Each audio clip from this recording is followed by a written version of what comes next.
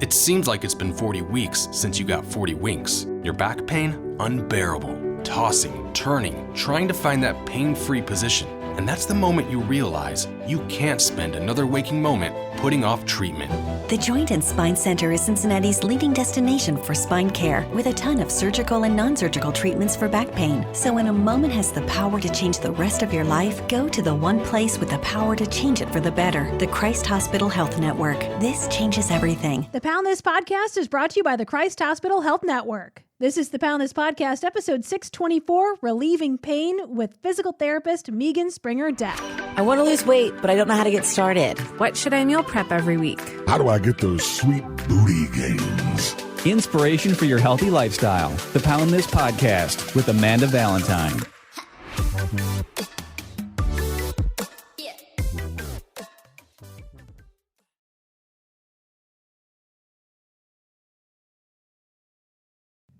Thank you so much for listening to the Pound This Podcast. I'm Amanda Valentine. My guest today, Meagen Springer Deck. Mm-hmm. I've talked about you a little bit on this podcast because if somebody's listening to this and they've listened since, or any episode since pretty much January of last year, I've been pretty damaged from which I'll get to ask you this question here in a second, of like sciatica, like all this pain and whatever. And then I've been working with you for the past, I say maybe month, 2 months, something like that. Mm-hmm. So I definitely want to get into what we've been doing together.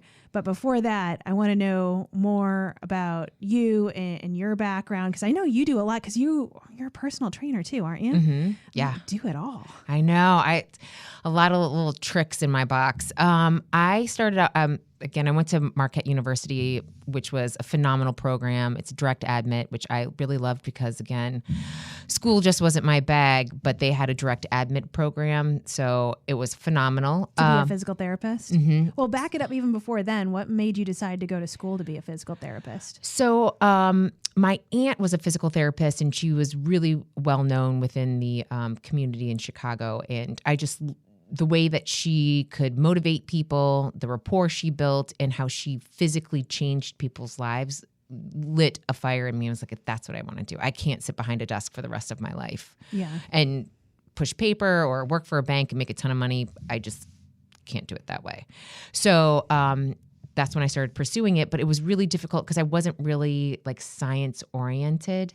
Yeah. Oh my God. Me and biochem do not agree at all. That sounds terrible. Right? Awful. I'm right there with you. I mean, me and my Bunsen burner, we had like extreme anxiety every time we saw each other. It lit shit on fire. It was always awful. And my poor TA was like not very happy every time I came in because I lit stuff on fire. Go to the flume, Meagen. Go to the flume. It's toxic. I'm like, I'm sorry. What does this have to do with physical therapy? I don't understand. Oh, that's most of college. Right? That's how I felt. I was like, I just was like, had to push through in order to get to where I was treating patients and clients. And that's, again, where I'm like, I'm helping people. This is what I love to do. I love seeing people either not in pain or getting better, or sometimes it's just relieving the anxiety that they have towards movement of any kind. And you can do that pretty easily once you start to feel around with what people's personalities are. And I love that. So once you got your master's degree, where'd you go from there? I moved to Cleveland, where my family's from, and my mom was a forward thinker, and she said, if you work at the Cleveland Clinic, you can pretty much write your ticket anywhere. And I was like, I'm not moving to Cleveland. I want to go to Colorado. I want to go to Atlanta. I want to go. And she's like, come back. And I was like, okay. So I ended up getting the job and working there for about 3 years. And it was, again, a great base because they're very educational, where they want you to learn everything. So I was working on like the CVA floor. I was working in cardiac. I was working on all the orthopedic floor. So you kind of got every 3 to 6 months you were switching floors. So you got a really good taste and kind of each type of diagnosis and how to work with them. And then after I want to say I was there for about 2, almost 3 years, I kind of felt like I was more orthopedically based, and I really love old people. So I had an opportunity, a client of mine who was a big donor at Cleveland Clinic had recommended about this this facility that was down in Palm Beach and said, listen, you'd be an independent contractor and they get referrals and then you get to treat the whole person, which was really important to me because what I was finding when I was at the clinic that as a physical therapist, your hands are tied by insurance companies. Like they don't want you to address anything else besides what the diagnosis is. So if you're in for a bum shoulder, I can only treat your shoulder. But what I was finding that it's not just the shoulder that's the problem. It's the whole, there's other things that are going on that's not being addressed because insurance won't pay for it. So the hospital will only give you a certain amount of time to just work on that shoulder. Does that make sense? Yeah. I mean, it sounds like everything involved with insurance is just a nightmare on everyone's end. Yes. I mean, I'm in the field and I just recently, when I had my son, there was diagnosis codes and bills that I didn't even understand. And I'm in the healthcare field. Like I should be able to understand what's going on. And it's like foreign. So I can't imagine a layperson trying to navigate all this other stuff. So did you go?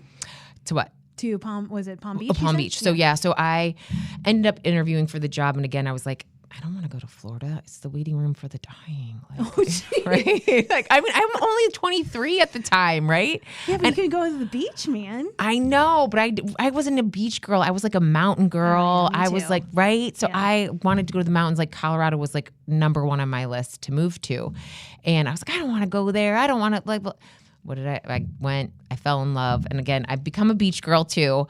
But I loved it. And it's nothing what I thought it was going to be because I'd never been to Florida before. Yeah. Never been. So I don't even know what it was like. And I went there. I'm like, this is gorgeous. And it's summer all the time. People are always in a good mood and people are always moving and people are in the mindset of wanting to move and keeping moving, which was a very different mindset from coming from some of the Midwest place. I'm on a different spectrum, because I grew up in Illinois, of having that Midwestern. Not to slam Midwesterners. No. We live in the Midwest now, but then going to because I did live in Colorado and then living in Oregon, like it is very much like people get outside, you move, like you are active, and it's just like when you live there, you just get so swept into it, and like, I loved it. So, right, but here in Cincinnati, it's just not as accessible or easy. And you just you have to drive everywhere where before bike everywhere. It's just a different lifestyle. Oh, 100%. I lived in Vail for a small period of time. Ooh, and fancy. Right? It was during the summertime and I fell in love with it and I was like, see, this is exactly where I'm supposed to be. But what I had seen is like all my friends that I was meeting, new friends, they would have, instead of in their trunk, like a spare tire and a wrench, they had like tools for rock climbing. They had, any type of gadget to be active and like, I don't know, go down the river. They had it. They had paddles. They had canoes. And so I just loved that mentality of being active in all different aspects of your life. And that's just part of your life, not where you're like, I got to schedule time to go to the gym. Yeah. Well, not to completely sidetrack from your background here, but like, then how do you keep that up now since you do live in Ohio? Well, one of the big things is that I was really adamant with my husband when we were looking for a place to live that things were within walking distance. Okay, yeah. So again, I'd like to incorporate, I used to bike everywhere when I was in Florida. I mean, I biked everywhere. I biked to work. I biked to clients' homes. I would bike when I had an hour and a half off. I would cycle because I used to be a cyclist. And and so that became a lifestyle too. So I feel like I'm getting that way with my son. Like, instead of like driving to we live in Hyde Park, but driving to Hyde Park, I would throw him in his stroller and be able to walk to go get our coffee, to go go to the park or stuff like that. So I find that that's how I'm doing it. I also like try to meet with girlfriends, like, hey, let's go for a walk and go get coffee or like stuff like that. Like I feel like, on the weekends, my husband's a big outdoor person. So like we love to camp, we love to hike. He knows the gorge. He loves being outdoors. He's getting into sailing.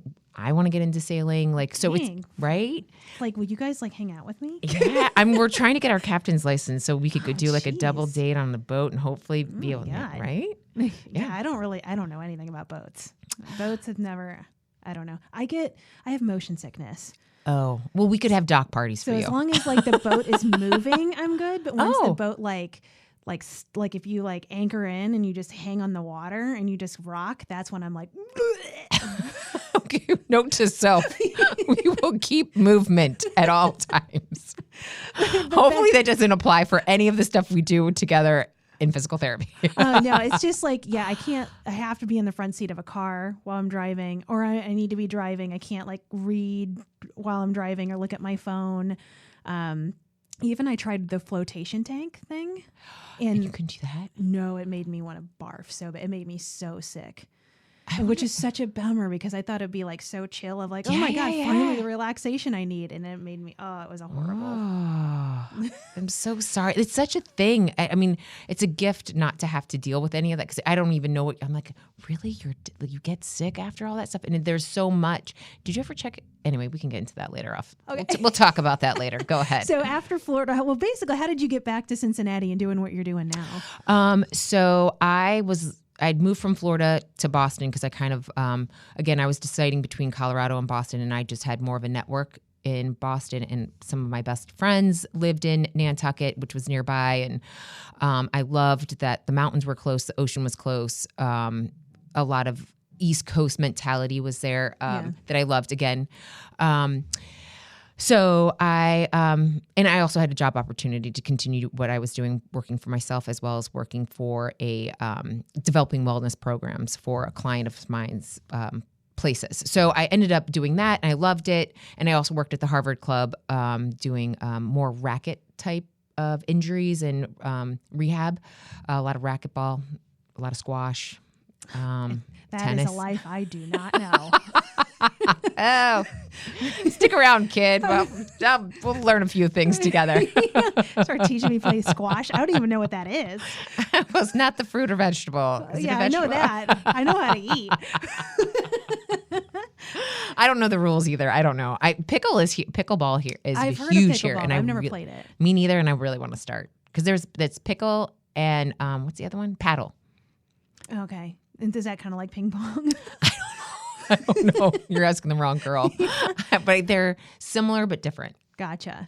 So I was living in Boston, and my sister wanted to set me up with somebody, and I was like, we don't have the same taste in men. I don't think it's a good idea. You live in Cleveland. I live in Boston. I moved to Boston to stay in Boston. And lo and behold, it was my husband who lives here in Cincinnati. So we started doing the long distance dating, and then I'm here. So how long have you been in Cincinnati now? This is now my 4th year. Oh, dang. Okay. Mm-hmm. I still have to use a GPS sometimes. I do too. Well, this is year 6 for me. So I haven't been here too much longer than you. Oh, no. I didn't know that. Yeah. I was in Oregon before here, and then I moved to Cincinnati New Year's Eve. We arrived New Year's Eve or New Year's Day of 2015. And that's whenever, we got here. We drove from Oregon to here with my cat in the back. In the snow and ice across Wyoming, and my, Mazda 3. Like, there's no all-wheel drive. You were courageous. But when we moved from Colorado to Oregon, it was also a snowstorm. We moved in February, and we drove a U-Haul. I had movers to move to Cincinnati, but Mike was in the U-Haul, and I was in my Mazda Protege with the cat. And driving across, like it was a snowstorm in Denver the day we had to get the U-Haul. It was a nightmare. We made it, though. We made it. I was going to say you are very bold because, I mean, even when I go back to visit and ski or visit friends out in Colorado, I mean, on the side of the highway how they have like oh my God, I keep thinking about you. Did you ever have to use one of those? No, but I thought about actually the worst was not the mountains, is Wyoming in the wintertime because it's so flat and there's just blowing snow and it's just icy. So it was like almost 200 miles of that and just semis all off the road. I mean, it was sunny, but it was blinding because it was blowing the snow and it's so bright. And it was just white knuckle driving 30 miles an hour for 200 miles. It was terrible. Like that was the worst. Yeah, no and thanks. I've driven in, because I lived in New York too. So I've gotten stuck in blizzards in Buffalo before. It's been terrible. Yeah, I've seen some things. I was just gonna say, let's get you a flight next time. Yeah, right. So with you working here in Cincinnati, I kind of want you to like describe what your office is like because it's in your house. Mm-hmm. So we, when we were redoing our house, I wanted to make sure that I had like a separate entrance create like a little studio, and it's a separate entrance. It's in a neighborhood. I feel like that's a lot of what Hyde Park is like. I see like optometrists in homes. Oh, like, yeah. I don't know if I don't really go to Hyde Park, but I know what you're talking about. So, but I mean, I think it's a cute little studio. I do the physical therapy in there, and sometimes I'll do the personal training out in the garage because of COVID now. So what kind of personal training do you do? So I do one-on-ones, and then I also do like a little mini class on Mondays and Wednesdays. Okay. And that one's more hit Tabata. But again, each personal training class is dependent on what the client needs. Like one client needs, we do a combination of like stretching and then weightlifting in between each one of her different exercises in order to create more mobility for her. And then the other one is she started out because she had a diastases, and then we were working on that. So a lot of core. But again, I just don't like to focus on the one muscle group. I like to do a lot of full body or multiple muscle groups at the same time. So now she's so much better and she's able to do a lot more stuff. So now it's just instead of just focusing on the diastases, we are now doing a lot of other things to help with her overall package. Okay. But as a business, you focus more on physical therapy, right? Okay. Yeah. Sorry. Oh, and no, don't be sorry. I'm just asking. Yeah, back to physical therapy. No, I just wanted to make sure that I didn't know how many people you were looking to take on as a personal trainer versus, as a physical therapist. My passion is healing and fixing people, to be quite honest. And what I found again in my earlier career was that a lot of people are I try to involve movement patterns for everyone, right? Yeah. So even if your shoulder can't move, we can still get you doing other things. And not only does it help your body, but a lot of times it helps your mindset. So if you can start working on both of those and maybe one a little more indirectly, you can start to get the body to heal as well as the client to be able to feel more confident in doing more things on their own because they can't be with you 24/7. Yeah. So you try to give them confidence like, oh my God, I don't know. I did a 10-second plank and I'm thinking, oh, we're working on shoulder stability in that plank. They don't know that that's why I'm having him do it. But it's not like I explain everything all the time to them, but that's kind of like my method to why it's kind of transitioned into personal training as well. Because a lot of people when I was in Florida were hurting themselves doing stuff. So I would be like, well, let's go into the gym and let's do these activities while we're still working on creating a guide for your shoulder to get stronger. Yeah. So. And then how I met you was that Shelly at Shelati's, who was on this podcast, a couple of years ago at this point, and we follow each other and everything, and she listens to this podcast, and she's like, because I had all these problems last year was a nightmare, and she's like, you should start doing Pilates. I think this will really help you, that you'll get more stability and work these muscles, and through that, that's helped a lot. And then it was, I think, because I started shadowing here at the gym at Cincy 360, that is triggered it and it started hurting again because I'll just go in these waves. And she's like, you got to go see my friend. She's a physical therapist. You got to see Meagen. And I'm like, I don't want to pay for another doctor. Oh my God, how many people do I have to keep going to try to fix this problem? Because even Josh here at Cincy 360 has been trying to fix me from the day I met him. And it's like, oh, let's throw another person on the pile. And Shelly was just like, just go once. She's like, just go once and see how it goes. And so then I came and saw you, and from the very first session that we had, which again, it hasn't been that long. It's been a couple months. It's the first time that I'm felt massive relief after our session, and from just even that one session, I could just feel just standing different. I just felt more mobile, and I'm just like, okay, something here everything's kind of clicking more for me mentally and physically. Like, it made sense, everything that you were saying. And I'm like, okay, I have to pursue this more. And I will let you describe, since anybody who's listened to this podcast for a while, where I would just talk about how like busted I mean, we don't even have to get into, I might refer to my janky knee of just, I went in with, again, I thought this was like sciatica. It was on my left side. It just felt like just a pinched nerve. It was so painful. I couldn't lay flat. I couldn't do anything. Turning in bed was painful for you. Turning in bed has been painful up until recently, up until I started seeing you. That just, rolling around in the middle of the night would wake me up. So grabbing the wall, bracing myself, trying to get out of bed. I mean, for almost a year. And, I didn't know what to do about it or what exactly is wrong. Everybody has different theories, and I'm trying to work on everything and do everything that's thrown at me. And, just generally it felt like sciatica, like I'm getting a nerve pinched is what it felt like.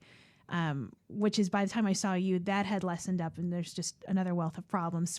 So as you as the expert, tell me, like, dude, what's wrong with me?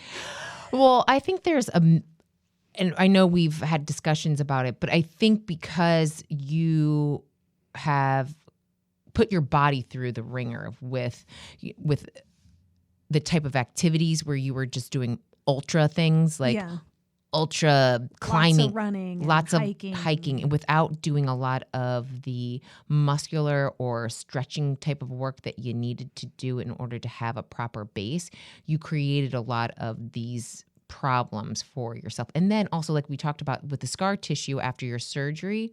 Yeah, I did want to talk about that because that's a question I get asked about a lot, is skin removal surgery from weight loss, which I had in 2015. In June or July of 2015, and I had 7.5 pounds of skin removed from my abdomen. And that didn't even come into play, really, me thinking about these problems. But, my scar runs from like almost all the way around me. And that's where with you, of like, this makes so much sense of just kind of loosening all the fascia and stuff around all this scar tissue is like loosening me up, that I didn't even think about how getting my muscles cut and, everything just kind of getting essentially cut in half. And then putting it back together, you'll have adhesions. And so none of the layers are really smoothly gliding against each other like they quote unquote once did, right? Yeah. So with that being said, you don't get this because it's scar tissue. Scar tissue isn't the same type of tissue as healed, like regular tissue that has been uncut. So it's not as well vascularized. There's a whole bunch of it's all these other things that go along with scar tissue, and why it's really important to start to almost really quickly go in and start doing some tissue mobility with it, because you want to make it mobile and less tough and less, so that you don't, like you're saying, have tightness. Yeah. And I think that's just such an important point that, I mean, I don't feel like I'm alone here of anybody having any sort of surgery. And then you just don't even think, you think once I'm healed and I'm good, I didn't really think of like, am I supposed to massage this out, or how am I supposed to stretch this? It was like, okay, it doesn't hurt anymore. I'm physically, like, my doctor gave me the clear, like, yes, you can go back to the gym. And I'm like, all right, let's start throwing some weights around, I feel like there's probably a lot of people after any sort of surgery. It's just like, you don't think about, oh, how do I work with the tissue around this? Right. Now? Well, and I don't think again, I'm not knocking any doctors or anything like that. I think a lot of times, though, the patients aren't told that, yes, it's important to do tissue mobility or to go see a physical therapist, or like, were you told to go see a physical therapist afterwards? No. And I think that, or just anybody that deals with tissue, because I do think it's really, once the bones have healed or the scars have healed, there's not a lot of forward thinking about how is that going to impact them long term in order for them to be able to do the activities that they once did without any pain later on. So the bones are healed, but what do we do about the rest of the stuff? Yeah. Well, I feel like too, again, I will totally accept fault for a lot of stuff I did too. Like, also after that, I went ham. Like, I never really did any like weightlifting prior to having that surgery. And I mean, exercise was more painful, having a bunch of skin kind of dragging it, which I still have a bunch of my inner thighs, but that doesn't really stop me. But then I went into like just a lot of weightlifting and running like 7 days a week. I'm just too much. I'm learning to not be such a go hard. So then it was, I know that I was already setting myself up and already had imbalances in my body from just running for years to lose weight too, and not being in a correct position, not stretching or at least the way I'm supposed to. And then having this surgery and then just going hard. And I just feel like it just all caught up with me and just happened to be in 2020, the most glorious year. I just added to the list, right? Right. But I mean, it's where it's good enough. Like and I hope that's like such a lesson for people of, at least me going through this of, especially like I'm personally training one of my friends and she's just go hard like I am. And she's trying to lose weight right now. And I'm like, please listen to me. Please give yourself rest days. Yeah. Please focus on this stuff because you are exactly where I'm going and this is where you are. Do you want to be shut down for a year and be in a pain and can't like roll around in bed? Like it sucks. Please stop. Yeah. And I think again, you're right. But I think it's really important for people to realize that, even with the bombardment that we're getting from like social media, like there's never a time to shut off anymore. News is constantly being, I think that's just our lifestyle now is just, if you're not being overfed with information and that you need to continue to keep moving and all, it's not really supposed to be that way. You're supposed to have days of rest from technology, rest from exercising. And it's because your body's not designed to do all of that all the time. Yeah. Does that? Yeah. I mean, how many clients do you see on average are kind of a product of that? Oh, I think all of them to some degree, because they're either, and how I say that is because some of their work, they're constantly in a seated position. Oh yeah. And they're having to work for a long period. Like again, we're striving for a balance, and to sit for 8 to 10 hours at a laptop or a desktop we're not meant to be doing that either. So it's like, I just feel like we're going from like either a complete stasis to like high intensity and you got to keep pounding versus saying, all right, like you said, let's do Pilates where we elongate, where we work the core, where we can still get a little bit of or yoga. I always am advocating for people to do one or two of these types of, I call modalities, but activities other than just the pounding, the hit, the running, the weightlifting. Because again, you need to be stretched. You need more, less of the intensity. Does that make sense? I mean, out of everybody that you see or you have seen, like what would you say is probably the number one issue that you have to work with? Right now during COVID, it's the seated. So it's like lower back pain, neck pain sort of thing? Yeah, shoulders and backs, because people are just sitting at their kitchen table or sitting on their couch with their laptop and pounding 8 to 12 hours a day in that position, and they're not supposed to. So I'm seeing a lot of that right now. And then, but before then, I was seeing a lot of people who were like athletes, like training for the pig, training for going and hiking. So I was seeing a lot more of activity related issues versus now where it's just like, oh my God, my shoulders I'm getting like electrocution, like coming down my shoulder into my hand. And again, they're hunched over or they're on their cell phones all the time in that forward flex position. So, I mean, how do you fix that though? Because it's not like they can't not work. Right. No, but there's modifications that I think, obviously working for 8 hours on your couch hunched over is not ideal. So, I mean, a lot of times there's things that they're doing posturally, either at home, at their workspace, that they can adjust to make it better. But I also think that there is also things like breaking it up, standing, going and doing some like desk stretches. Like there are things that you can do to combat that. I just don't think people have been educated as to what those things are. Yeah. Because I just need to get this project done. I just need to like answer this phone call, and they don't have time. Yeah. So yeah, I think it's probably a lot of that. And then also it just like sucks to do it. Yeah. I mean, that's my problem. Like I Girl, could I just feel ya.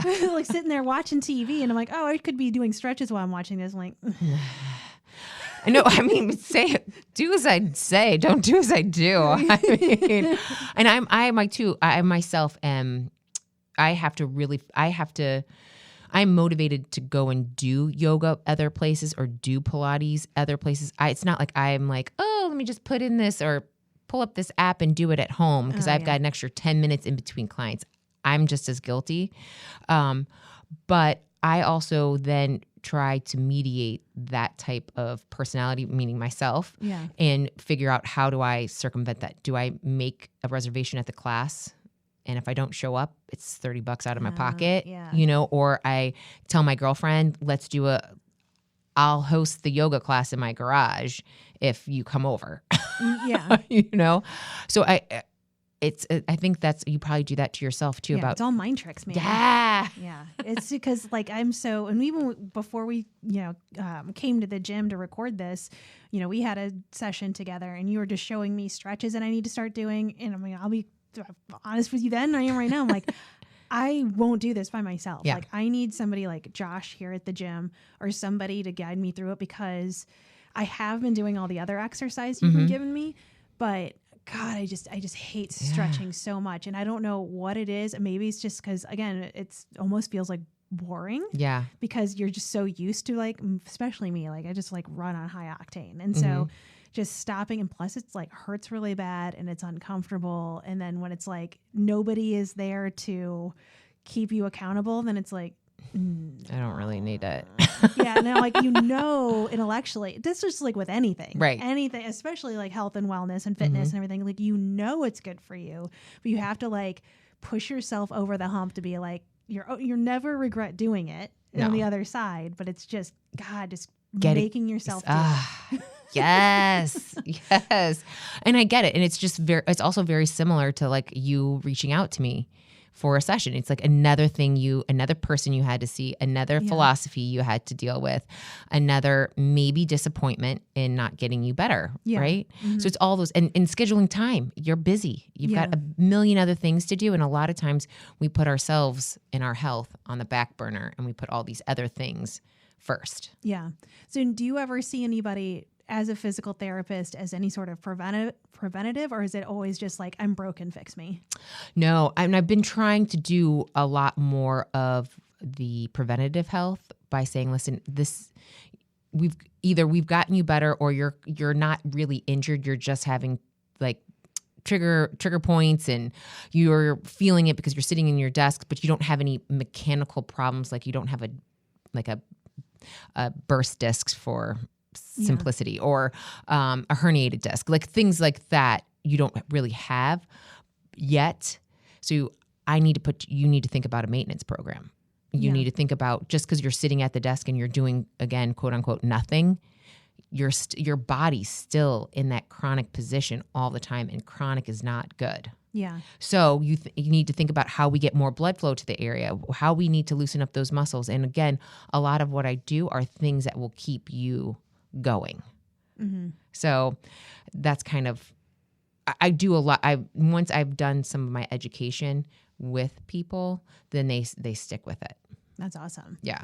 Well, I think it's just also really boils down to the importance of movement. I think that most people think movement exercise has to equal, I sweat my ass off. I'm doing this to lose weight. I'm doing this to like gain muscle, which I mean, those are all great things to go for, but it's like, when you think about sitting all day or doing those things of like just doing correct movements it's so important. So you can do those other things. Like we were just discussing this before we came to record of, I want to lift and I want to do all these things in the gym, but I can't get even to the correct position to do the things I want to do because I have to get more mobile in my own body and do these other things. And I think that I'm definitely not alone on this. How many people just push right past it? Yes. And I've spent my whole life pushing past pain of just like, well, I want to do this, so I'm going to do it no matter what. I'll find a way to do it. And then you just make things worse and worse. And I just don't want to get into a place where oh, I can't move or exercise or do these things because I just broke my body down. But it's just these stretches and these little things of like how these little daily things you can do and the movements that you can teach people will make such a drastic difference in the quality of your life. Right. And again, you may not feel it now, but you will pay for those things later on in life. Like it just, like you said, like you were fine, 3 or 4 years ago after running and doing all that stuff? Yeah, my knee really started having issues where I kind of had to shift gears like the end of 2017. And then I was sent to an orthopedic surgeon the beginning of 2018. And that's when he's like, you can't be running anymore. You can't be doing all this HIIT stuff. Cause I was like, because my knee would catch, like it would just like slide out of place and just like, and just shut me down. And so he's like, that's when I started getting really into just doing totally bro splits at the gym and weightlifting. Cause I had more control instead of jumping around. You know what I mean? Yeah. So then that's where that kind of shifted my exercise routine there. And then, things just started, I guess. I mean, I didn't completely fall apart until the beginning of 2020. So there's a lot of people there with you. Yeah. No, but again, I feel like if you don't invest in your health while you're healthy, you're going to end up having bad patterns and bad habits and things that will catch up with you later. I know it's everyone always says it, but if you don't clean up your diet now, it's going to be a lot harder to make the changes 40 or 50 years down, not even 10, 20 years when your metabolism shifts again downward, to try to make those changes if you're not already trying to practice a healthy lifestyle. Yeah. Healthy eating. Yeah. And I think a lot of me too, there's been a lot of points in my life where the exercise, which I really enjoyed, but it was also fueled by weight loss and fueling of really, towards body image stuff, which I don't think is bad. But that was it. But now going through what I've been through and feeling my body when it feels like when it breaks down, I'm like, I just want to be able to move and feel good when I'm old. Like I want to be strong and I want to do all these things, but like that's where I've had to really kind of gate and slow myself down over the past year of like, I have to take it down to this slow back to the basics. Like, otherwise I won't be able to do this ever again. You know what I mean? And you won't always, and I guess this is the other thing when I talk to people, just because I'm like, again, I never advocate when I see people, even when they're injured, to stop movement altogether. Like I want to keep you moving in any way possible. Again, like I hate to keep saying shoulders, but I mean tennis elbow. You may not be able to play tennis right now, but I still want you cycling. I still want you on the elliptical. I want you doing something. Yeah. Because again, not only is that good for your mental well-being, but you're not losing as much as if you just stop doing any. And there are things that you can do with an injury for the most part. And I think it's really important. You're not going to be at this slow level forever. Yeah. It's just that you're have to get a good fundamental base of strength and proper posture while you're performing your exercises so that you can then do what you want to do. Yeah. And that's basically what I'm saying. Like a lot of times I'm like, I'm not saying you can't forever. No. Yeah. It's just. Well, I even think for people that don't have any injuries, that if you're like listening to this podcast because you just want to become healthy and lose weight, it's important to just learn these mobility things of like, maybe you just didn't do anything because I've been that point in my life too. I wasn't injured at all, but I just sat on the couch and ate all the time. You know what I mean? Like that's just like periods of life of like maybe, 2020 sucked ass and you found yourself not falling out of all your normal routines and you're just, like picking things back up again.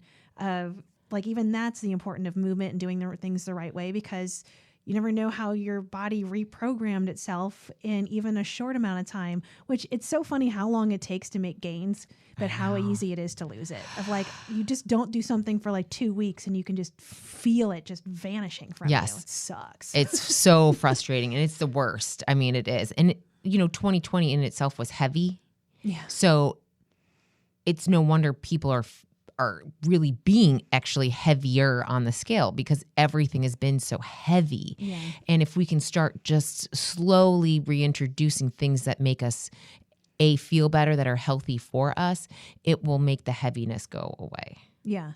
And again, just like for me also, it's a lesson in patience and just, working slowly, which I think that's as we are climbing out of, at least I feel like, out of a year that sucked in so many ways of, like, let's just get the wheels turning and moving and getting into a really good pace and building a new routine. I've had this conversation multiple times over the past couple weeks of people just kind of spinning out. And it's like, because we're still hanging on to, we're going to get back this routine that we had. And it's like, it's been almost a year. Yeah. Like we have to start the new routine. Yes. And it's going to look different because it is different. We can't just keep being like, it's going to be 2019 again. Like, no, we got to start something completely different. Well, and you should honestly give yourself a credit for actually breaking the old routine with the new routine and being open to what Shelley had recommended, trying me, which I appreciate, and thank you, Shelley. But and being open to all the different modalities that I practice: active release therapy, dry needling, cupping, all that kind of stuff, and being okay with trying it. Yeah. And that's a huge thing. The first step is, calling and saying, yes, I'll do it.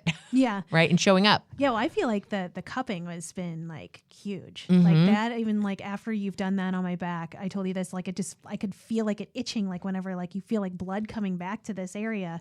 And that just felt like even when we talked about like my, fascia, like just being so tight knit together, like it did feel like as if I was wearing like a tight jacket and it just loosened up of like, I can move in this and I'm not wearing this too tight clothes. Yeah. And like it's a great analogy. Yeah. And again, with your scar tissue, it is as extensive as it is. No wonder you've been feeling this way. And it, again, makes total sense to me that you're having these, again, if you don't mind me talking about your calf, but like how your calf, how we just discovered your calf is super tight. Yeah. And it correlates with the fact that, your hamstrings on the other side are really tight.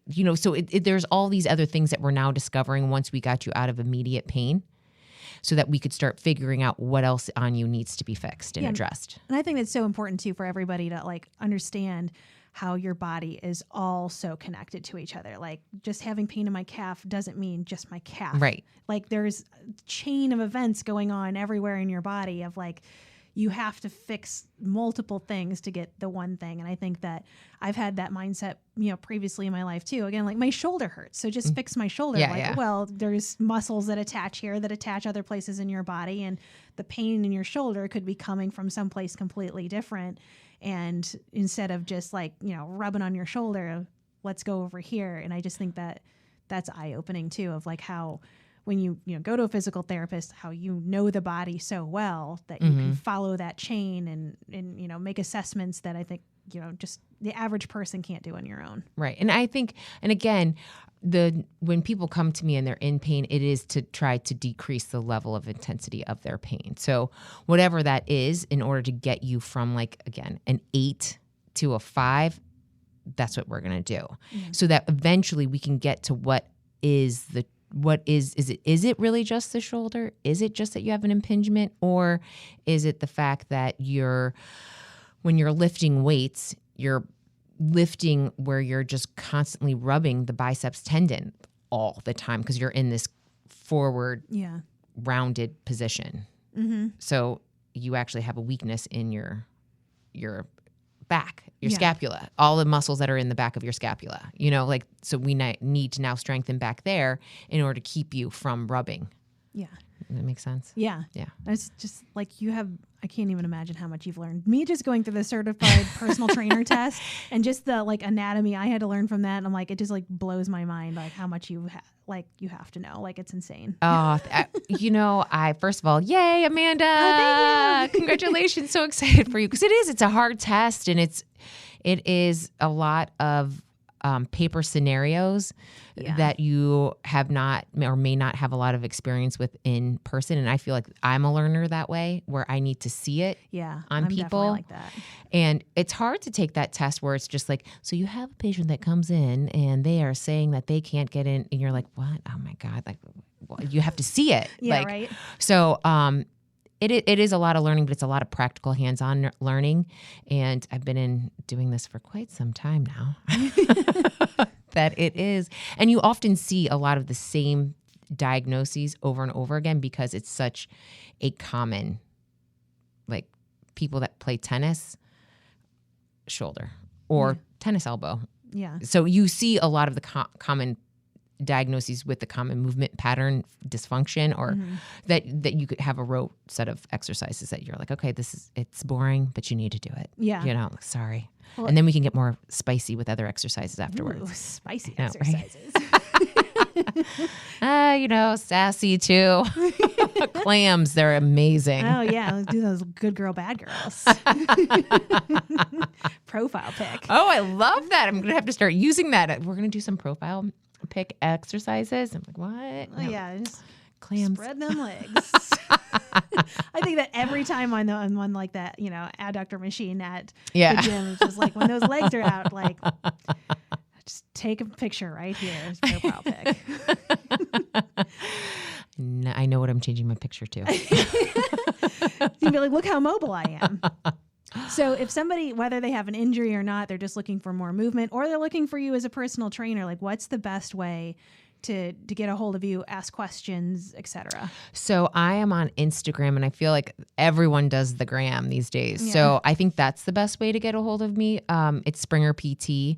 And I'm pretty good with reaching out. Again, I'm happy to give my phone number out as well, but that's how I've been getting contact, or contact you. Oh yeah. I mean, well, I'll put your Instagram in the show notes, or for anybody has any questions for me. Cause again, like I wanted to have you on. Well, Warren, I just think that you have so much information. I feel like we could talk forever, and you're welcome back anytime we could talk about specific topics. I would love that. And then, that's just, as a testimonial for you of like, holy crap, like just the way that my body has felt different the past couple months, and for me to feel more mobility, and I'm actually doing more lifting at the gym now, and I can do that, and I feel comfortable doing it. Like I don't feel as scared, and I do feel more mobile, and to know, what things are you're telling me to foam roll every day, or stuff where I'm like, am I going to screw myself up more? And to have like you guide me through it and know that it makes me feel better instead of having fear around those things, it's just been like huge. So I'm super excited for what we've already accomplished, but then even just to think, moving forward of like, oh my God, can I be doing deadlifts in like 6 months or something? Can I be doing these things pain-free? Bigger movements, other than just like roll over in bed. I mean, it's a big movement, but yes, I have high hopes for you. So that's where I'm like, I'm dedicated. I'm staying consistent because again, like we're like the immediate relief. And I think that just helps the mental game so much of like, okay, like instead of I don't feel any relief, I just have to trust it's eventually going to come there. And I think that's where, that's where people feel a lot, even with like weight loss of like, oh, this weight isn't falling off immediately. This method must suck. And then you just scrap it of like, it's just so helpful when you can like see those results right away. And then you're like, okay, now I'm thirsty for more. And they're going to plateau and have ups and downs, but it's like, but I know there's solutions in here, and I just have to stay on top of it. It's been incredibly helpful. So thank you so much. Oh my God. No, thank you. And again, I got into this profession for exactly that, for you being better and being your best self. And I love seeing that. And it really does feed me. And I think it's, I'm really passionate about having you go back to doing all that crazy stuff that you want to do, but in a good way. Yeah. And I'll stretch now. Perfect. Don't forget about the good girls, bad girls. Oh, I never will. Awesome, Meagen. Thank you so much. Oh, you're welcome. My pleasure. Always happy to see you. For info on health coaching and more, go to AmandaValentineBites.com.